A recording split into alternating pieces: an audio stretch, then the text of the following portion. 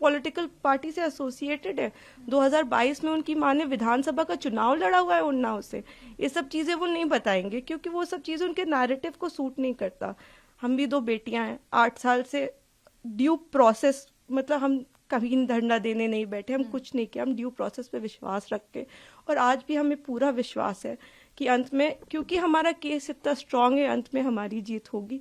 लेकिन 8 साल हो गए, मैं आपसे हाथ जोड़ के विनती करती हूँ कि प्लीज एक बार मेरिट्स पे हमारा केस सुन लिया जाए। हम कोई दरिंदे नहीं है, हम भी नॉर्मल परिवार हैं, और वो हमें कुछ भी पावरफुल बोल ले या कुछ भी कह ले, असल बात तो यही है ना कि 8 साल से इतने सबूत होने के बावजूद वो जेल में बंद है क्योंकि एक बार आपने ऐसा झूठा इल्जाम उन पे लगा दिया।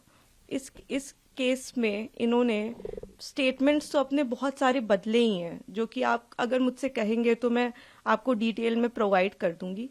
इन्होंने समय 3 बार बदला है। पहले इन्होंने कहा कि दोपहर को 2 बजे कुलदीप सिंह सेंगर ने मेरे साथ रेप किया। उसके बाद इन्होंने कहा नहीं दोपहर के 2 नहीं बज रहे थे, शाम के 6 बज रहे थे। फिर इन्होंने चेंज किया, कहा नहीं ये नहीं हो रहा था, शाम के 8:30 बज रहे थे। जब सीबीआई ने मेरे फादर की लोकेशन निकाली तो उनकी लोकेशन 17 किलोमीटर दूर उनके उन्नाव ऑफिस की पाई गई।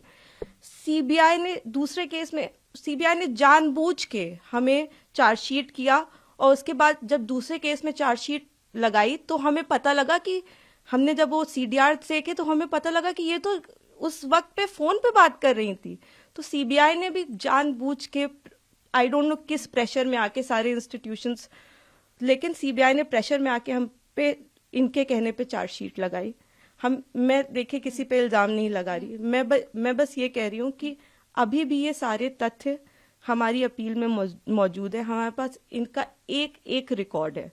एक बार हमारी बात प्लीज सुन ली जाए, क्योंकि हम भी बेटियां हैं, 8 साल से इधर उधर भटक रहे हैं। उनके साथ देने के लिए तो बहुत लोग हैं। हम अकेले ही कोर्ट जाते हैं, अगर वो हमें गाली देते हुए भी हमारे बगल से निकल जाती हैं तो उनके पास सिक्योरिटी है, हमारे पास मैडम सिक्योरिटी नहीं है।